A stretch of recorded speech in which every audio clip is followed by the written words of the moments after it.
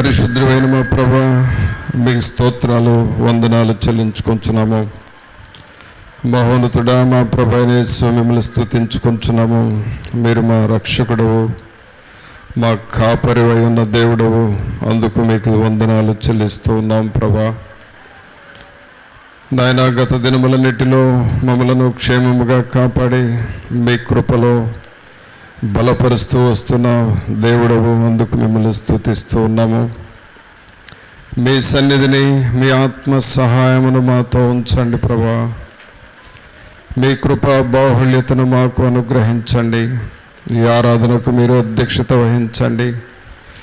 మా ప్రియమైన యేసయ్యా, మిమ్మల్ని స్తుతిస్తూ ఉన్నాము. మీ సన్నిధిని, మీ ఆత్మ సహాయమును మాకు అనుగ్రహించండి. ఈ ఆవరణమంతటిలో మీ సన్నిధిని ఉంచండి నాయన. మీ సన్నిధిలో పాల్గొనుచున్న ప్రతి ఒక్కరూ నాయన మీ యొక్క ప్రభావమును, మీ వెలుగును పొందుకుని వారిగా చేయమని వేడుకుంటున్నాము. పరిశుద్ధాత్ముడా, తండ్రిని ఘనపరచుటకును, రక్షకుడైన యేసుక్రీస్తును మహిమపరచుటకును, పరిశుద్ధాత్మని స్తుతించుటకును నాయన మీ సహవాసములో మేము ముందుకు సాగుటకును సహాయము చేయండి. దేవుని జీవాత్మ, మీకు స్తోత్రాలు వందనాలు చెల్లిస్తూ ఉన్నాం. ఈ సమయాన్ని మాకు ఆశీర్వాదకరంగా చేయండి. ఈ ఆరాధనకు మీరు అధ్యక్షత వహించి మీరే సమస్త విషయములలో మహిమ ఘనత ప్రభావాలు ఆరోపించుకొనమని నజరేయుడైన యేసు నామమున అడిగి వేడుకుంటున్నాం తండ్రి. ఆమేన్.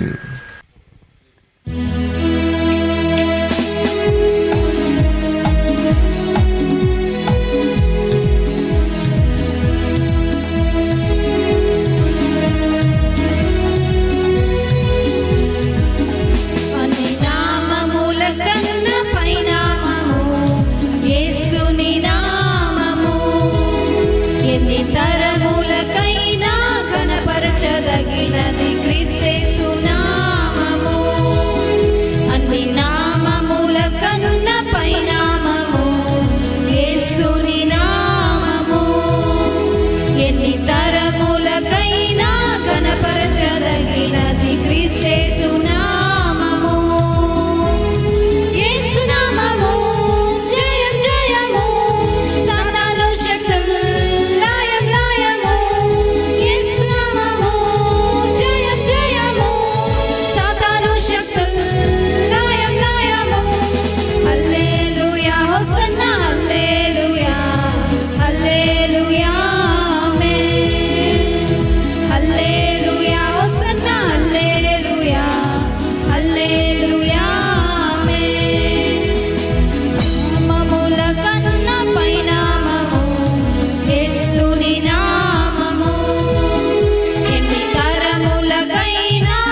పరచదగినది క్రీస్తు నామము.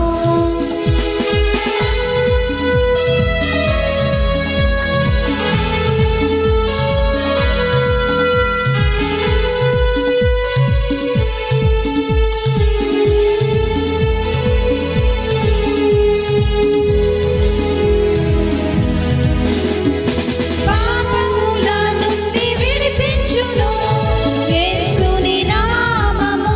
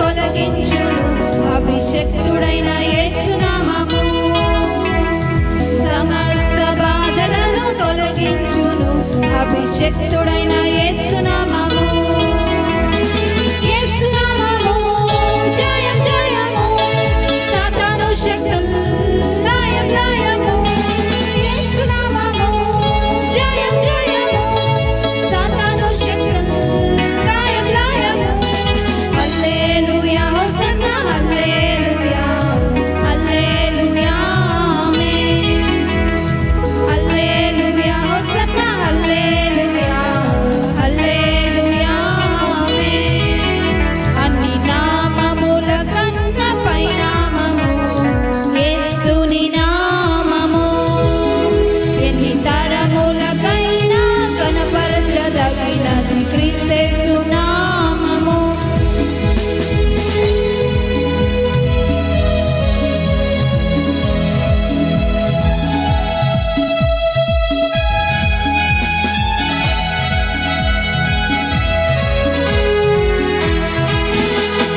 సాతానుపై అధికారమిచ్చును కలిగిన యేసునామము సాతానుపై అధికారమిచ్చును శక్తి కలిగిన యేసునామము శత్రు సమూహముపైన జయమిచ్చును జయశీలుడైన యేసునామము శత్రు సమూహముపైన జయమిచ్చును జయశీలుడైన యేసునామము యేసునామము జయం జయము సాతాను శక్తులు లయం లయము యేసునామము జయం జయము సాతాను శక్తులు లయం లయము హల్లెలూయా హోసన్నా హల్లెలూయా హల్లెలూయా ఆమేన్ హల్లెలూయా హోసన్నా హల్లెలూయా హల్లెలూయా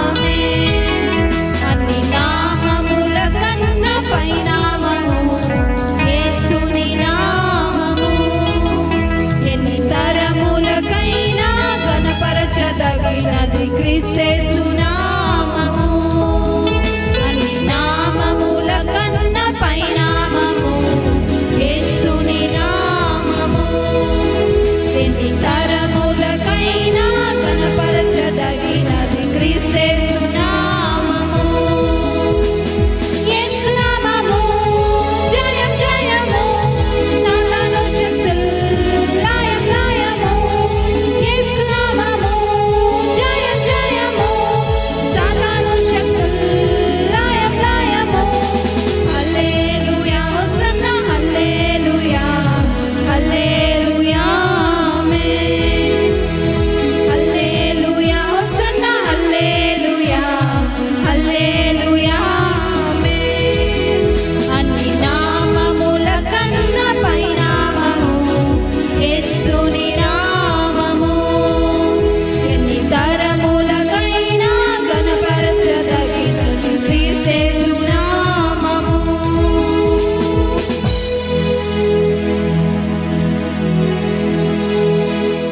ప్రార్థన చేసుకుందాం పిల్లరా. పరిశుద్ధమైన మా ప్రభా, మీకు స్తోత్రాలు వందనాలు చెల్లిస్తూ ఉన్నాము. మహోన్నతుడా మా ప్రభు అయిన యేసు, మిమ్మల్ని స్తుతించుకుంటున్నాము. మీరు మా దేవుడు, మా రక్షకుడు. మిమ్మల్ని స్తోత్రాలు వందనాలు చెల్లిస్తూ ఉన్నాము. మీ సన్నిధిని మాతో ఉంచండి. ఇప్పటి వరకు బిడ్డలు పాటలు పాడుచు ప్రార్థనలో గడుపుటకు మీరు చేసిన ప్రతి మేలు సహాయమును బట్టి మీకు స్తోత్రాలు వందనాలు చెల్లిస్తూ ఉన్నాము. ప్రభా, మీ వాక్యము దగ్గరకు వస్తూ ఉన్నామయ్యా.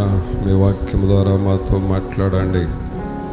మీ సన్నిధి మాతో ఉంచి మమ్మల్ని బలపరచమని యేసు నామమున అడుగుచున్నాము తండ్రి, ఆమేన్. పిల్లరా, దేవుని వాక్యం చూసుకుందాం.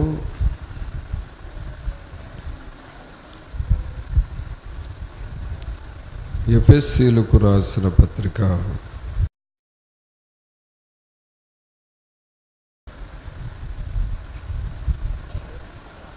5వ అధ్యాయము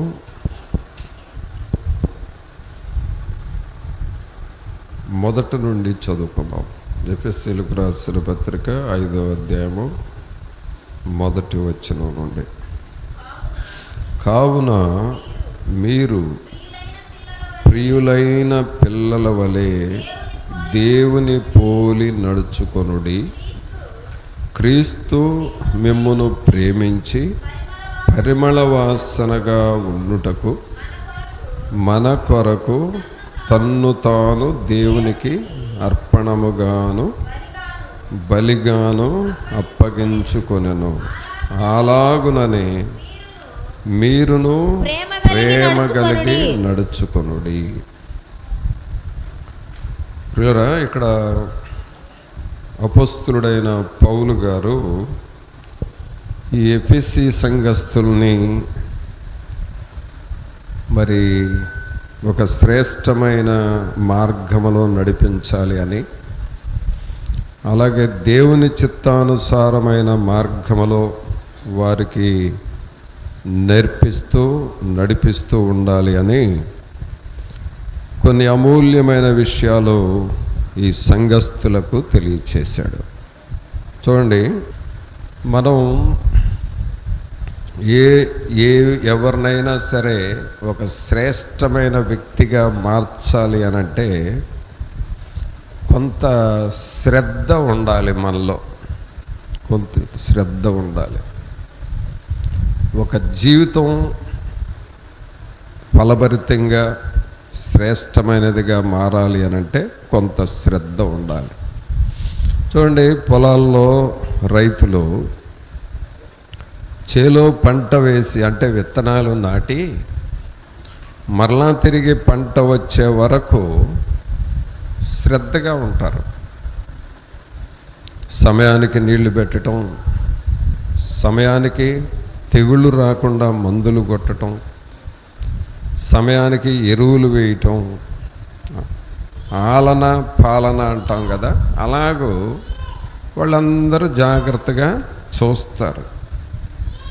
చూసినప్పుడు పంట పండే టైంకి మంచి దిగుబడి, మంచి పంట పండుతుంది. కానీ విత్తనాలు నాటిన దగ్గర నుండి సరైన రీతిగా పట్టించుకోకపోతే అది చివరిదాకా పండదు. మధ్యలో ఏదో ఒక దశలో తెగులు బట్టి ఎండిపోయి పంట రాకుండా పోతుంది. అంటే శ్రద్ధ తీసుకుంటే వచ్చే పంట వేరు, శ్రద్ధ లేకుండా ఇష్టానుసారంగా చేస్తే ఆ పంట వేరుగా ఉంటుంది. అది మనకు తెలిసిన విషయం. అలాగే చదువుకునే పిల్లోడిని కూడా మనం ఆలోచన చేస్తే ఆ అబ్బాయికి స్కూలుకు పంపటము, తర్వాత ప్రైవేట్ క్లాసులకు పంపటం, హోంవర్క్ చేయించటం, రికార్డ్స్ రాయించటం, సెలవు రోజు కూడా స్పెషల్ క్లాసులకు పంపటం, ఇలాగ ప్రత్యేకమైన శ్రద్ధ తీసుకుంటే వాళ్ళ చదువు వేరుగా ఉంటుంది. ఏదో స్కూల్కి వెళ్తాడు, ప్రైవేట్ లేదు, ప్రైవేట్ క్లాసులు లేవు, మరి రికార్డు వర్క్ లేదు, నోట్సులు రాయటం లేదు, వెళ్తున్నాడు వస్తున్నాడు, ఎవరూ పట్టించుకోలేదు, వాళ్ళ చదువు వేరుగా ఉంటుంది కదా. కాబట్టి పొలాన్ని పట్టించుకుంటే పొలం పంట పండుతుంది, పట్టించుకోకపోతే పంట రాదు. అలాగే పిల్లవాడిని చదువు విషయంలో జాగ్రత్తగా తీసుకుంటే అతను చదివే చదువు వేరుగా ఉంటుంది, పట్టించుకోకపోతే అలరోడుగా రోడ్ల మీద తిరిగేవాడుగా మారిపోతాడు. ఇవి మనకు తెలిసిన విషయాలు. అలాగే ప్రియులారా, భక్తి జీవితం కూడా అలాంటిదే. భక్తి జీవితం ఎలాంటిది అనంటే, మనం శ్రద్ధ తీసుకుంటే దేవునిలో బాగా ఎదుగుతాము, దేవునిలో బాగా ఫలిస్తాం. శ్రద్ధ తీసుకుంటే మనం భక్తి జీవితాన్ని పట్టించుకోకపోతే, శ్రద్ధ తీసుకోకపోతే ఎదుగుతున్నామో లేదో తెలియదు, ఫలిస్తున్నామో లేదో తెలియదు, శోధనలు ఎందుకు వస్తాయో తెలియదు, ఎక్కడ జారిపోతామో తెలియదు. అందుకని ఆత్మ విషయంలో కూడా శ్రద్ధ తీసుకోవాలి. ఇప్పుడు ఆత్మ విషయంలో శ్రద్ధ తీసుకుంటున్నాము, తీసుకోవటం లేదు, గుర్తులు ఏమిటి అని అంటే, శ్రద్ధ తీసుకోనని వారు ఎలా ఉంటారంటే వాళ్ళు ఆదివారం కాసేపు వాక్యం వింటారు, తర్వాత మర్చిపోతారు. ఇక బైబిల్ చదవాలని, ప్రార్థన చేయాలని, ఏం విన్నామో కూడా ఆలోచించకుండా, పట్టించుకోకుండా ఉంటాం. అలాగే దేవుని పనులు వచ్చినప్పుడు వారు పట్టించుకోరు, పట్టి పట్టనట్లుగా ఉంటారు. వీళ్ళు శ్రద్ధ లేనివాళ్ళు, భక్తి జీవితం మీద శ్రద్ధ లేనివారు. కానీ భక్తిలో ఎదగాలి అనుకున్నవారు ఆత్మీయమైన శ్రద్ధలు కొన్ని తీసుకోవాలి, కొన్ని నియమాలు పాటించాలి. ఏంటా నియమాలు అనంటే, మొట్టమొదట అసలు వాక్యం వినేటప్పుడే వాళ్ళల్లో మార్పు ఉంటుంది. దేవుని వాక్యాన్ని కాన్సంట్రేషన్ చేసి వినటం అనేది మొట్టమొదటి స్టెప్. అది వాక్యాన్ని కాన్సంట్రేషన్ చేయాలి, జాగ్రత్తగా ప్రతి వచనం, ప్రతి పాయింట్ను జాగ్రత్తగా వినాలి. నువ్వు ఆత్మలో ఎదగాలనుకున్నప్పుడు వాక్యాన్ని వినాలి. ఈ వాక్యాన్ని వినే టైంలో కొంతమందికి ఫోన్లు వస్తాయి, వాటిని నువ్వు పట్టించుకోకూడదు. వాక్యం వినే టైంలో వేరే వాళ్ళు అటు ఇటు తిరుగుతూ ఉంటారు, వాళ్ళ వైపు చూడకూడదు. వాక్యాన్ని చెప్పే టైంలో, వినాల్సిన టైంలో నీకేదన్నా బయటికి వెళ్ళాలని అనిపిస్తే నువ్వు వెళ్ళకూడదు. అలాగూ కుదురుగా కూర్చొని దేవుని వాక్యం వినాలి. తర్వాత చెప్పే వాక్యము శ్రద్ధగా మెయిన్ పాయింట్స్ రాసుకోవాలి. అంటే భక్తిని నువ్వు నేర్చుకుంటున్నావనే దానికి ఇది ఒక గుర్తు. ఈ భక్తి మీద మనస్సు పెట్టని వాళ్ళు ఏం చేస్తారంటే, కూర్చుంటారు, వాళ్ళ చేతులు రెండు మోకాళ్ళ మీదో తొడల మీదో పెడతారు. ఎంతసేపు అన్నా చెప్పుకో, ఆ తొడల మీద చేతులు అలాగే ఉంటాయి, వింటా ఉంటారు. అది లోపలికి పోతుందో పోవట్లేదో తెలియదు. చూసారా? అలాంటి వాళ్ళు ప్రార్థన కూడా చేయలేరు. కాబట్టి వాక్యం వినేటప్పుడే నీవు భక్తి విషయమై శ్రద్ధ తీసుకుంటున్నావా లేదా అనేది నీకు అర్థమైపోతుంది. తర్వాత ఒక క్రమమైన భక్తికి, అంటగా తెల్లవారుజాము ప్రార్థన, ప్రతిరోజు వాక్య ధ్యానం, ప్రతిరోజు దేవుని పుస్తకాలు చదవటం, అలాగే ప్రత్యేక ఉపవాస ప్రార్థనలని చెబితే ఖచ్చితంగా ప్రార్థనలో పాల్గొనటం, వాటి మీద దృష్టి పెడతాం మనం. ఆదివారం ఎటు వస్తున్నాను కదా, ఉపవాస ప్రార్థనలకు ఏడొచ్చేది, నాకు పనులు ఉన్నాయి అని ఎగరగొట్టచ్చు. కానీ నీవు భక్తి మీద దృష్టి పెడితే మనకు వచ్చేదే సంవత్సరానికి ఒక్కసారి అవకాశం. ఏది ఏమైనా నేను వీటిని సద్వినియోగం చేసుకోవాలి అనే మనస్సు ఉంటుంది. తర్వాత దేవుని పని చేసే టైం వచ్చినప్పుడు చేస్తాం, వంతులు పెట్టుకోం. వాళ్ళ మీద వీళ్ళ మీద వంతులు పెట్టుకోం. నేను నా దేవుని పనిని చెయ్యాలి అంతే. పూర్ణ హృదయంతో, పూర్ణ మనసుతో, పూర్ణ బలముతో నా దేవుని పని నేను చెయ్యాలి. చేసుకున్నవాడికి చేసుకున్నంత మహారాజా అని ఒక సామెత ఉంది. పిండి కొద్దే రొట్టె అని ఇంకొక సామెత ఉన్నది. దేవుడు ఏమంటున్నాడు, నా కోసం నువ్వు చేసిన పనిని నేను నిన్ను మర్చిపోను, వాటిని బట్టి నేను నిన్ను దీవిస్తాను అన్నాడు. ఇవన్నీ మన జీవితంలో జరగాలి అనంటే దేవుని పనిని చెయ్యాలి, ఒక క్రమానికి అలవాటు కావాలి. తర్వాత వాక్యం విన్న తర్వాత ఆ వాక్యాన్ని బట్టి ప్రార్థన చేసుకోవాలి. శ్రద్ధ లేని వాళ్ళు ఏం చేస్తారంటే, దేవుని ఆరాధనలు జరుగుతాయి, ఇక్కడ ఉపవాస కూటాలు జరుగుతున్నాయి అనుకో, అందరూ వచ్చి వాక్యం వింటున్నారు అనుకో, ప్రార్థన వాళ్ళే కూటానికి రారు, ప్రార్థన చేయరు. అక్కడ ఎట్ట జరుగుతుందంట, ఎంతమంది వెళ్ళారంట అని ఆరాలు తీసుకుంటా కూర్చుంటారు. అంటే వీళ్ళు భక్తి జీవితంలో శ్రద్ధ లేని రకాలు. వీళ్ళు ఎప్పటికీ ఎదగరు, వీళ్ళు ఎప్పటికీ ఫలించరు.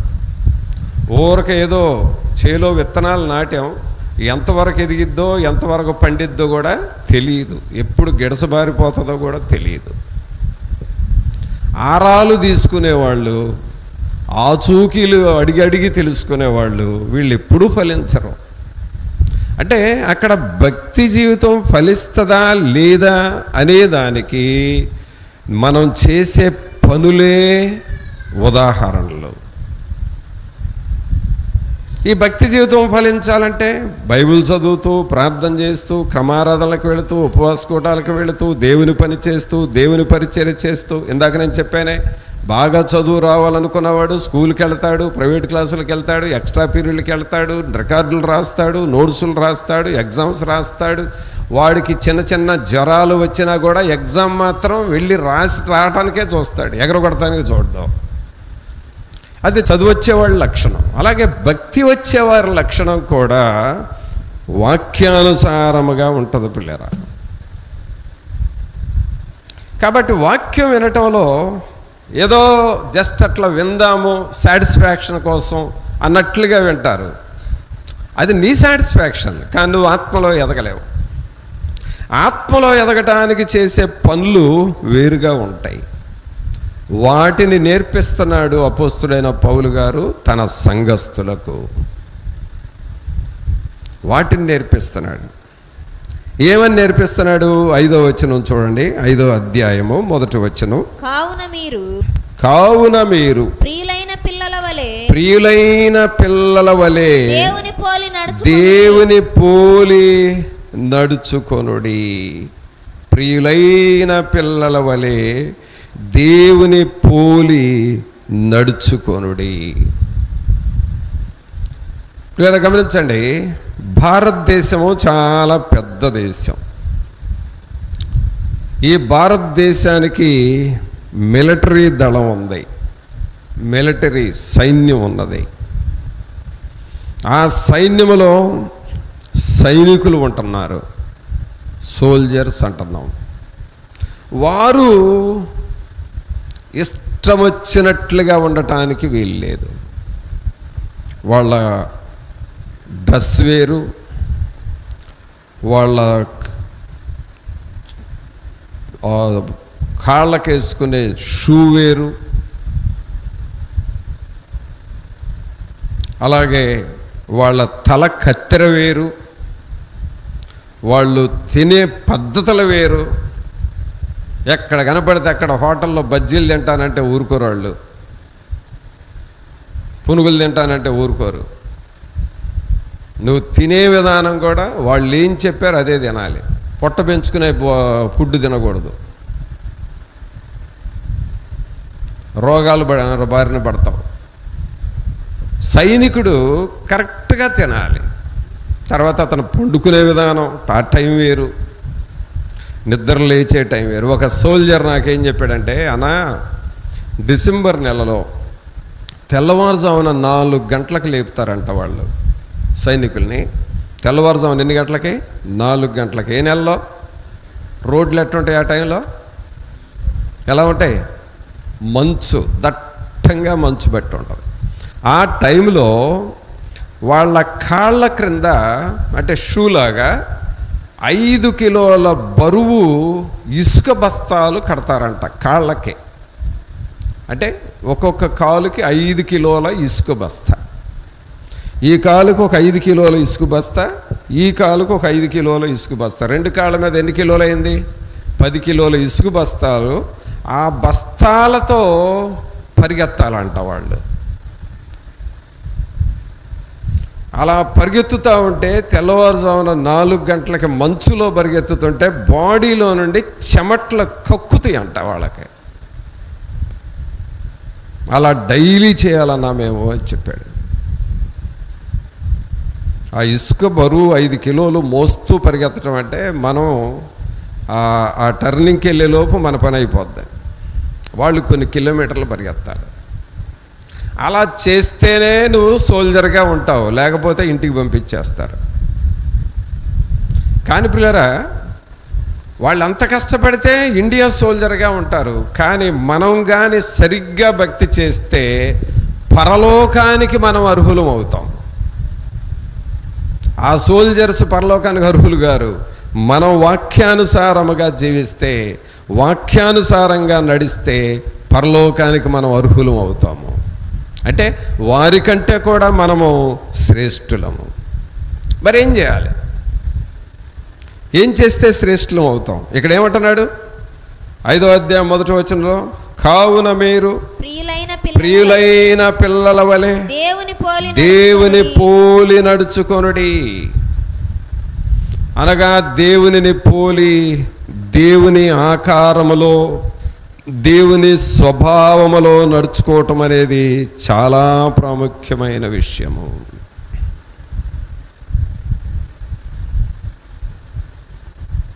ఇలాంటి కూటంలో పిల్లరా, ఒకసారి ఒక కూటం జరుగుతూ ఉంది. ఒక తల్లి చిన్న బిడ్డని ఆ కూటంలో కూర్చుంది. ఆ పిల్లోడికి మోషన్ ఫీలింగ్ వచ్చింది. ఆ తల్లి గమనించింది. చిన్నపిల్లోడు మోషన్ చేసుకుంటాడని అర్థమైంది. అందుకని ఆ తల్లి ఆ పిల్లోడిని తీసుకొని బయటికి వెళ్తుంది. మందిరంలో నుండి బయటికి వెళ్తుంది. బయటికి వెళుతున్నప్పుడు అక్కడ చైర్స్ మీద కూర్చున్న ప్రజలు చూశారు. ఒక సహోదరుడు చూసి ఆ పిల్లవాడు మోషన్ ఫీలింగ్ వెళుతుందని ఆయన గ్రహించి ఆయన ఏం చేశాడు, ఇంకా దూరం వెళ్ళే టైం కూడా లేదు ఆ పిల్లోడికి. వెంటనే ఆయన చాలా గొప్ప మంచి ఇంజనీర్. ఆయన జేబులో తెల్లటిది ఇస్త్రీ చేసిన వెడల్పాటి కర్చీఫ్ ఉంది. ఆయన ఏం చేశాడు తెలుసా? ఆ తల్లికిచ్చి, ఈ కర్చీఫ్ అమ్మా, నువ్వు ఎక్కువ దూరం వెళితే ఈ పిల్లోడు ఈ లోపే మోషన్ చేసుకుంటాడు, ఇది ప్రార్థనా వాతావరణం, పర్వాలేదు అని ఈ జేబులో మంచి వైట్ ఇస్త్రీ చేసిన కర్చీఫ్ ఇచ్చి, ఆ కర్చీఫ్ని కింద పెట్టి ఆ కర్చీఫ్ మీద కూర్చోబెట్టాం ఆ పిల్లోడిని. ఇప్పుడు అర్జెంటుగా ఉందగాడు, కూర్చోబెట్టు, తర్వాత కర్చీఫ్ తీసేసి పడేసి, ఆ తర్వాత దూరంగా వెళ్ళి కడిగేసేయి అని ఆయన స్పందించాడు. ఆయన అవసరం చూశాడు, ఆ అవసరానికి తగ్గట్టుగా ఆయన స్పందించాడు. పిల్లలు గమనించండి, దేవునిలో ఎదుగుచున్న వారి లక్షణాలు వేరుగా ఉంటాయండి. అవసరాన్ని చూస్తారు, అవసరానికి స్పందిస్తారు. నేను చేయాల్సిన పని ఎక్కడేముంది, నా అవసరత ఏముంది అని చూసి స్పందిస్తారు. అది దేవుని పోలి నడుచుకోవటం అంటే.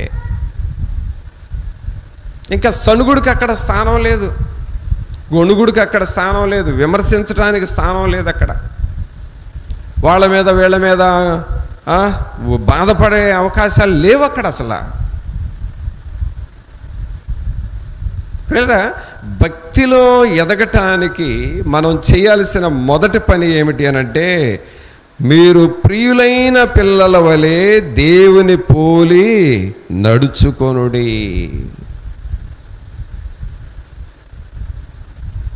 మనం దేవుని పోలి నడుచుకుంటే, దాని మీద అసలు దృష్టి పెడితే మనలో ఆత్మీయంగా గొప్ప మార్పు వస్తుంది. ఇప్పుడు సంఘాలు చూస్తే ఎక్కడ చూసినా ప్రార్థనహీనులతో నిండిపోయింది సంఘం. ప్రార్థనలు లేవు అసలు. ఎక్కడ చూసినా ముఠాలు, గొడవలు, సంఘాలలోనే కక్షలు. ఎక్కడ చూసినా కూడా మారు మనసు పొందేవాళ్ళు లేరు, బడాయి భక్తి చేసేవాళ్ళు ఎక్కువైపోయారు. ఎక్కడ చూసినా కూడా గొడవలుగా ఉంటున్నాయి సంఘాలు. కారణం ఏంటో తెలుసా? పౌలు గారు నేర్పిన సూత్రము ఎవరూ పాటించట్లేదు. చెప్పేవాళ్ళు పాటించరు, వినేవాళ్ళు అంతకంటే పాటించరు. ఏదో జరుగుతుంది అంతే, ఆరాధన జరుగుతుంది, నామకార్థపు ఆరాధన.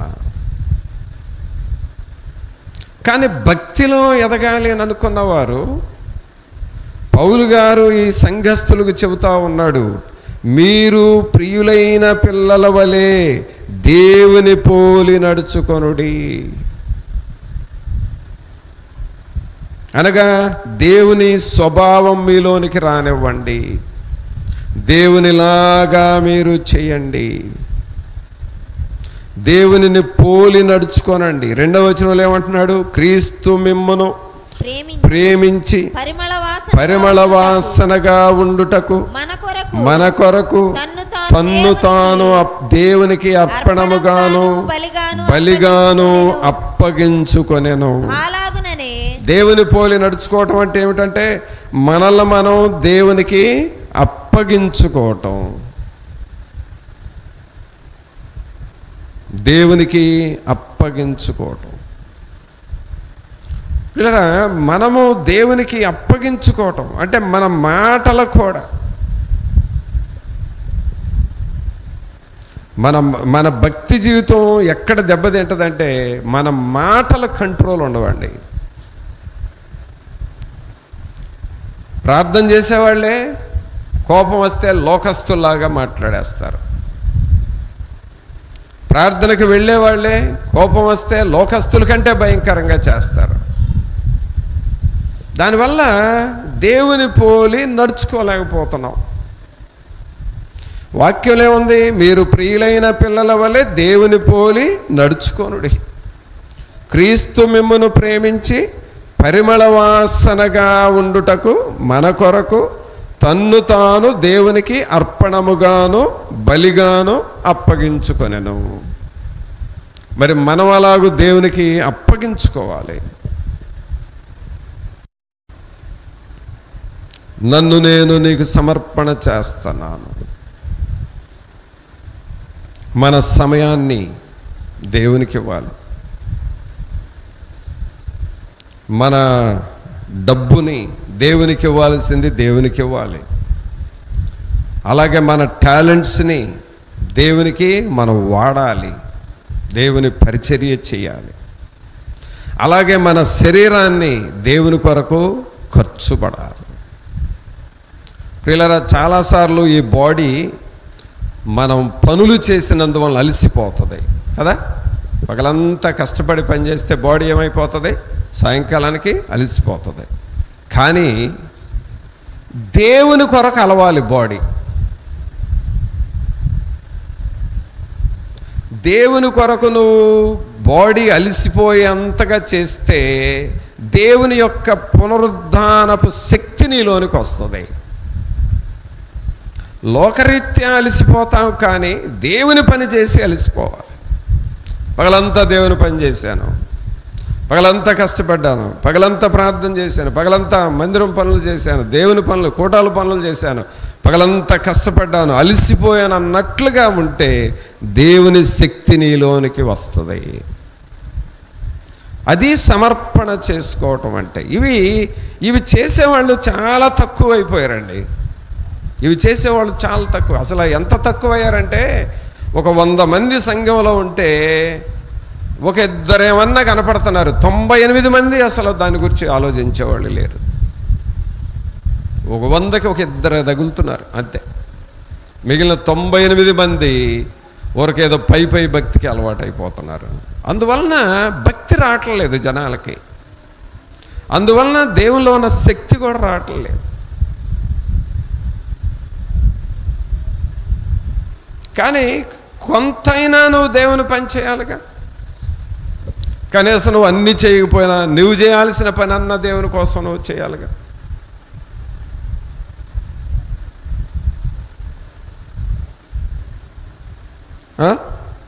ఒక సహోదరుడు సంఘంలో దేవుని సేవకులు ప్రార్థన చేస్తూ ఉన్నారంట. ఏమని ప్రార్థన చేస్తున్నారు అంటే ఆయన చెబుతాడంట సంఘంలో, అయ్యా మా పిల్లవాడికి జాబ్ రావాలని ప్రార్థన చేయండి అని అంటాడంట. సరే, సంఘం అంతా ప్రార్థన చేస్తారు.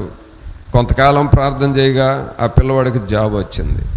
ఆ తర్వాత సంఘంలో మరలా చెప్తాడంట, అయ్యా పిల్లవాడికి జాబ్ వచ్చింది, ఒక మంచి గృహం కట్టుకోవాలని ప్రార్థన చేయండి అని అన్నాడంట.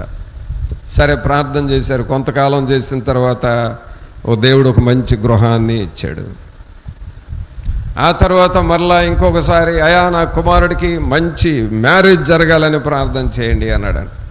సరే అని ప్రార్థన చేయగా మంచి వివాహం సంఘంలోనే జరిగింది. ఇలాగ అప్పుడొకటి చెబుతూ ఉన్నాడు, చేస్తూ ఉన్నాడు. సేవకుడు అన్నాడంట, సహోదరుడా, దేవుణ్ణి ఇన్నిసార్లు వాడుకున్నావు నీవు దేవునికి ఏం ఉపయోగపడ్డావు అసలు? పిల్లల చదువులు అన్నావు, దేవుడు సహాయం చేశాడు. పిల్లల ఉద్యోగాలు అన్నావు, ప్రభు సహాయం చేశాడు. ఇల్లు అన్నావు, సహాయం చేశాడు. మ్యారేజ్ అన్నావు, సహాయం చేశాడు. ఇలాగన్నీ తీర్చిదిద్ది పెట్టుకున్నావు ప్రార్థనలు చేయగా. నువ్వేమన్నా దేవునికి ఉపయోగపడ్డావా అసలు? నువ్వేమన్నా దేవునికి సమర్పించుకున్నావా? దేవుని పని నువ్వేమన్నా చేస్తున్నావు? కొంతమందికి అది తెలియదు. అంటే దేవుణ్ణి వాడుకోవటం తప్ప దేవునికి ఉపయోగపడటం పోతుంది. అందువలన భక్తి రావటం లేదు. ఇవన్నీ ఆత్మీయ సూత్రాలు పిల్లరా. భక్తి రావాలి అని అంటే ఊరకేదో ఆరాధనకి వెళ్ళి వచ్చితే భక్తి రాదు. మనం చేయాల్సిన పనులు ఉన్నాయి, వాటిని చేస్తూ ఉండాలి. మీరు పరిమళ వాసనగా ఉండాలి అనంటే మన కొరకు తన్ను తాను దేవునికి అర్పణముగాను బలిగాను అప్పగించుకొనెను, అలాగుననే మీరును ప్రేమ కలిగి నడుచుకొనుడి. ఏముండాలండి? ప్రేమతో నడుచుకొనండి. అలా చేసిన వారు ఆత్మలో వర్ధిల్లుతారు. మరి అలాగూ మనం సిద్ధపడుతున్నామా? అలాగూ మన జీవితాలను మనం సరి చేసుకుంటున్నామా? ఇంకా చూడండి, ఒక శ్రేష్టమైన పద్ధతి ఇంకా ఏమిటి అనంటే మన భక్తి జీవితం రావటానికి గలతీయులకు రాసిన పత్రిక తీయండి.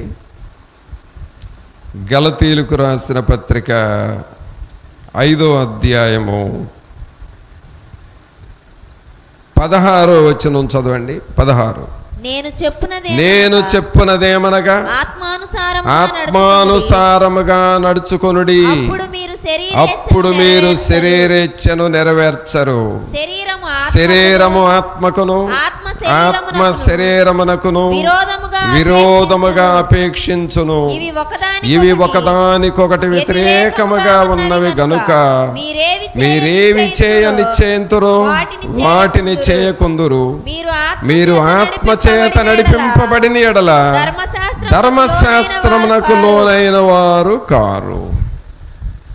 అంటే దేవునికి ఇష్టలుగా, దేవుని చిత్తానుసారంగా మనం నడుచుకోవాలంటే శరీరము చెప్పినట్లుగా మనం వినకూడదంటండి.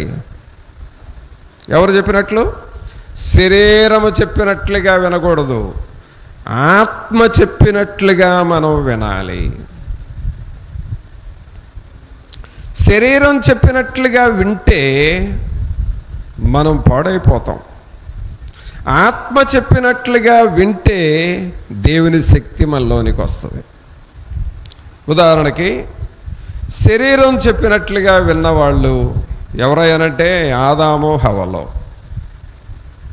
దేవుడేమో ఆ పండును తినొద్దు అనంటే వీళ్ళ మనసు ఏమనిపించింది, వీళ్ళ శరీరం ఏమనిపించింది? అది తినాలి అనిపిస్తుంది.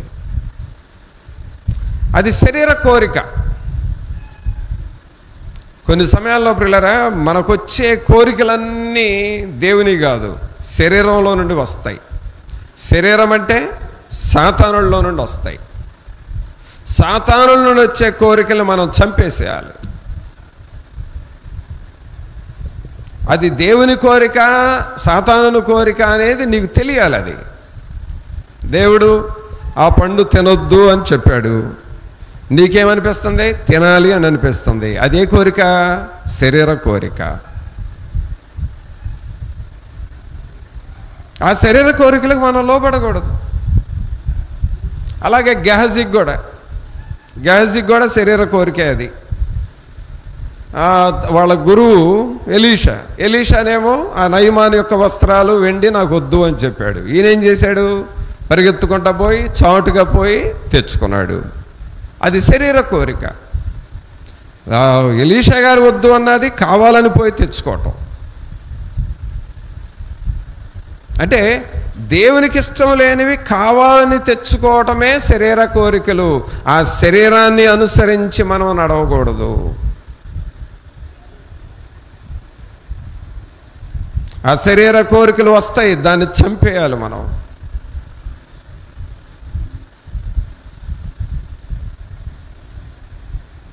ఇలాగ బైబిల్ గ్రంథంలో శరీర కోరికలు వచ్చి చాలామంది నష్టపోయారు. ఒక శరీర కోరిక వచ్చింది. ఎరికోలో దాచబడి ఉన్నటువంటి, అక్కడ దొరికినటువంటి ఆ వెండి నగలు వస్త్రాలు అన్నిటిని పోగు చేసుకొచ్చి దాచాడు.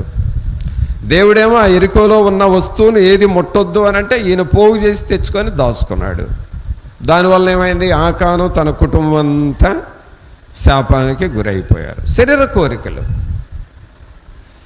అందుకనే ప్రభునందు పిల్లరా, మన భక్తి జీవితం ఎదగాలి అనంటే శరీర కోరికలు మనం నెరవేర్చకూడదు. ఆదివారం ఆరాధనే ఉంది, అదే రోజు ఒక మంచి ఫంక్షను, బాగా భోజనాలు దొరికే ఫంక్షనే వచ్చింది. నువ్వు శరీర కోరికల కోసం నువ్వు ఆ ఫంక్షన్కి వెళ్ళకూడదు. ఆత్మానుసారంగా నువ్వు నడుచుకోవాలి. ఇలాగ చేస్తేనే నీకు భక్తి వస్తుంది.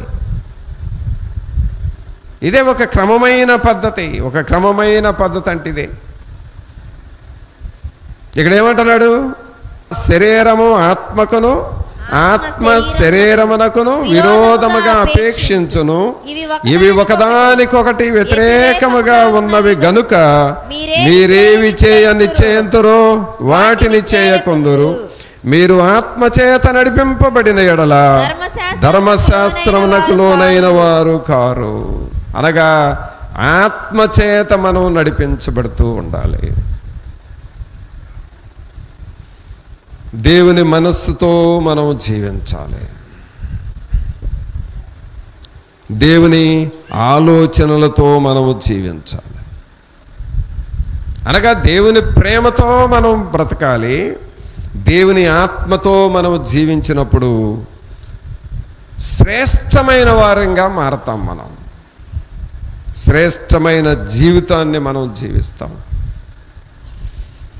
ఇంకా ఈ శ్రేష్టమైన మార్గంలోనికి రావటానికి యోహోను తన పత్రికలో ఇంకొక మాట రాశాడు. 3వ యోహోను తీయండి. యోహోను రాసిన 3వ పత్రికలో 4వ వచనం చదవండి. 4వ వచనం. నా పిల్లలు సత్యమును అనుసరించి నడుచుకొనుచున్నారని వినుట కంటే నాకు ఎక్కువైన సంతోషము లేదు. ఈ మాట అందరూ చెప్పండి. నా పిల్లలు సత్యమును అనుసరించి నడుచుకొనుచున్నారని వినుట కంటే నాకు ఎక్కువైన సంతోషము లేదు. అంటే ఆ పిల్లలు అనగా దేవుని పిల్లలు, దేవుని సంఘములో ఉండేవారు దేనిని అనుసరించి నడుచుకోవాలంట? సత్యమును అనుసరించి నడుచుకోవాలి. దేవుని వాక్యమును అనుసరించి నడుచుకోవాలి. వాక్యము ఏమి చెబితే అది చేస్తూ ఉండాలి. దేవుని మాట నీ జీవితంలో ఫైనల్. నీ మాట తీసేసేయి, మన మాటలు ప్రక్కన పెట్టు. దేవుని మాట ఫైనల్. అది సత్యమును అనుసరించాలంట. అంతేకాదు మనం సంఘములో ఎలా ఉంటున్నామో మన వెలుపల జీవితంలో కూడా అలాగే ఉండటము. అనగా 2 చోట్ల ఒకే రకముగా వాక్యానుసారముగా జీవించటం. ఇది సత్యాన్ని అనుసరించి నడవటము. దేవుని వాక్యంలో ఉంది, నీతిమంతుడు లేడు, ఒక్కడను లేడు. కారణం ఏంటి? నీతిమంతులు లేక కాదు, నీతిమంతులు ఉండారు. కానీ ఎక్కడుంటారు? ఏదో ప్రార్థన చేసేటప్పుడు నీతిమంతుల్లాగా ఉంటారు. తర్వాత చూస్తే నీతి ఉండదు వారి జీవితాల్లో, యథార్థత ఉండదు.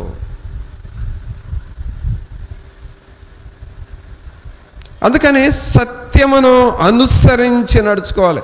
నీవు వాక్యాన్ని అనుసరిస్తూ నడుచుకుంటే నీ జీవితం వర్ధిల్లుతుంది ఖచ్చితంగా. ఇప్పుడు మొక్కలకి ఎరువేస్తే ఎలా వర్ధిల్లుతాయో నీవు నేర్చుకునే సత్యమే నీ జీవితానికి ఎరువు లాంటిది. నీవు పాటించే సత్యము, నువ్వు పాటించే వాక్యమే నీ కుటుంబానికి ఒక ఎరువు. నీ కుటుంబము సర్వసంపదలతో ఫలిస్తూ ఉంటుంది. ఈ సూత్రాలు యోహాను గారు రాస్తున్నాడు. మొదటి సూత్రం ఏంటి? ప్రేమగా నడుచుకోనండి, మిమ్మల్ని మీరు దేవునికి సమర్పించుకోనండి. రెండవ సూత్రం ఏమని చెప్పాడు? మీరు ఆత్మానుసారంగా నడుచుకోనండి, శరీరానికి లోబడొద్దు, దేవుని ఆత్మకు లోబడండి. ఇక్కడ మూడవ సూత్రం ఏం చెబుతున్నాడు? సత్యమును అనుసరించి నడుచుకోండి, అదే సంతోషం. నీ నోటిలో నీ క్రియల్లో సత్యము ఉండాలి. ఈ సత్యాన్ని అనుసరించి నడుచుకుంటే నీ జీవితం శ్రేష్టమైనదిగా మారిపోతుంది. మరొక విషయాన్ని పౌలు గారు రాస్తున్నాడు. అదేమిటంటే కొలస్సీలకు రాసిన పత్రిక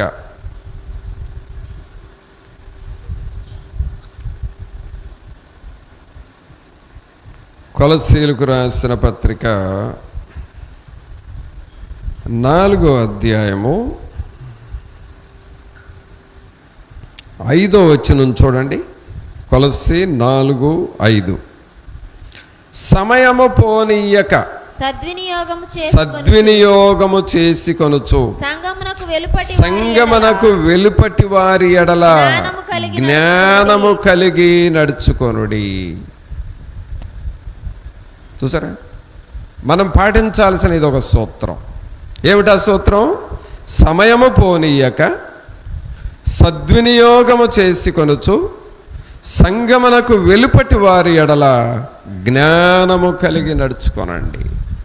మనం సమయాన్ని పోనివ్వకూడదు పిల్లరా. రక్షణ పొందటానికి మనం టైం వేస్ట్ చేయకూడదు, త్వరగా రక్షణ పొందాలి. అలాగే జ్ఞానము కలిగి ఉండాలి. ఆ జ్ఞానం ఎక్కడ వస్తుందంటే దేవుని వాక్యమును, దేవుని సన్నిధిలో ఆ జ్ఞానం నీకు దొరుకుతుంది. జ్ఞానముగా మనం నడుచుకోవాలి. దేవుని జ్ఞానమును మనం సంపాదించుకున్నప్పుడు మన జీవితాలు శ్రేష్టమైనవిగా మారతాయి. మరి అలాగూ మనం సిద్ధపడదామా? అలాగూ నిన్ను నువ్వు తగ్గించుకుంటావా? అందుకనే పౌలు గారు తన సంఘాలలో మీరు శ్రేష్టమైన వారిగా మారాలి, మీరు శ్రేష్టమైన వారిగా మారాలంటే ఏమేం చేయాలని చెప్పాడు? మీరు పరిమళ వాసనగా ఉండునట్లు ప్రేమ కలిగి నడుచుకోనండి అని చెప్పాడు. గలతీ సంఘస్థులకి ఏం చెప్పాడు? మీరు ఆత్మానుసారముగా నడుచుకోనండి, అప్పుడు మీరు శరీరేచ్ఛను నెరవేర్చరు అని చెప్పాడు. అలాగే యోహాను ఏం చెప్తా ఉన్నాడు? మీరు సత్యమును అనుసరించి నడుచుకోనండి, సత్యం మీ జీవితంలో ఉండాలి అన్నాడు. ఈ కొలస్సీ సంఘానికి ఏం చెబుతా ఉన్నాడు? మీరు జ్ఞానము కలిగి నడుచుకోనండి. ఇవి సూత్రాలు. ఈ సూత్రాలు నువ్వు పాటిస్తే నీ ఆత్మీయ జీవితం వర్ధిల్లుతుంది. వీటిని పాటించకుండా ఏదో వాక్యం విన్నాము మర్చిపోయాం అన్నట్లుగా ఉంటే ఉపయోగం లేదు. మరి వీటిని నువ్వు పాటిస్తావా? నేర్చుకుంటావా? కనీసం వాక్యం విన్న తర్వాత వారములో 2-3 సార్లన్నా విన్న వాక్యం ప్రకారం ప్రార్థన చేస్తున్నావు? అసలు మనం చేసే ప్రార్థనలు ఎలా ఉంటున్నాయి అంటే విన్న వాక్యం ఒకటి, చేసే ప్రార్థన ఒకటి.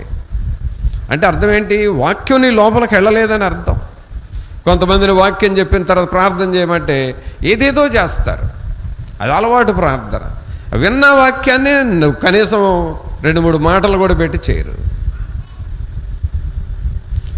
నువ్వు దేవుని వాక్యం నీ లోపలికి వెళ్ళింది అని అంటే అర్థం ఏంటంటే వాక్యాన్ని బట్టి నువ్వు ప్రార్థన చేస్తూ ఉంటావు. అర్థమైందా పిల్లరా? కాబట్టి అలాగూ మనం సిద్ధపడదాం, ప్రార్థన చేసుకుందాం.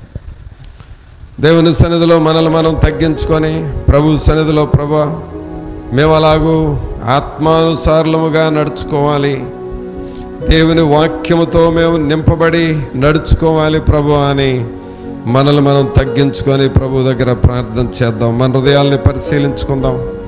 తండ్రి అయిన దేవా, మీకు స్తోత్రాలు, మీకు వందనాలు చెల్లిస్తున్నాం. మహోన్నతుడా, మహాగణుడా, మా ప్రభు అయిన యేసు మీకు వందనాలు. రాజుల రాజా, మిమ్మల్ని స్తుతిస్తూ ఉన్నాము. మీ కృపలో బలపరచండి. మీ ఆత్మను, మీ సన్నిధి, మీ శక్తి, మీ కాపుదల మాకివ్వండి అని ప్రభువుని అడుగుదాము. దేవుని ప్రేమ కలిగి నడుచుకుని వారిముగా చేయండి నాయన. మమ్మల్ని మేము మీకు సమర్పించుకునే వారిగా చేయండి అని ప్రార్థన చేస్తావా? ఆత్మను అనుసరించి నడుచుకోవాలి అని నువ్వు ప్రభుకి మొరపెడుతున్నావా? సత్యమును అనుసరించి నడుచుకోవాలయ్యా, జ్ఞానుల వలె నడుచుకోవాలని ప్రభువుని అడుగుదామా? పరిశుద్ధమైన మా ప్రభా, మీకు స్తోత్రాలు, వందనాలు చెల్లిస్తూ ఉన్నాము. మహోన్నతుడా, మహాగణుడా, మా ప్రభు అయిన యేసు మిమ్మల్ని స్తుతిస్తున్నాము. ఈ ప్రియబిడ్డలందరినీ మీరు దర్శించండి. మీ దయగలిగిన హస్తం ప్రతి ఒక్కరితో ఉంచండి నాయన. భక్తి జీవితంలో శ్రేష్ఠులైన వారిగా మారటానికి పరిశుద్ధాత్మ నడిపింపును మాకిస్తూ ఉన్నారు ప్రభా. ఆ నడిపింపులో మేము ఎదుగుటకు సహాయము చేయండి. మీ వాక్యమును, మీ సన్నిధిని మాతో ఉంచి నిరంతరం మీ నామమును మహింపరచుకొని బిడ్డలుగా చేయండి. విన్న వాక్యం మా హృదయాల్లో నిలిచి ఫలించులాగున చేయమని నజరేయుడైన యేసు నామమున అడిగి వేడుకొనుచున్నాము తండ్రి. ఆమేన్. మన తండ్రి అయిన దేవుని ప్రేమ, కుమారుని కృప, పరిశుద్ధాత్మ యొక్క సన్నిధి ఇప్పుడు ఎల్లప్పుడూ మనందరికి తోడుగా ఉండి సహాయము చేయనుగాక. ఆమేన్.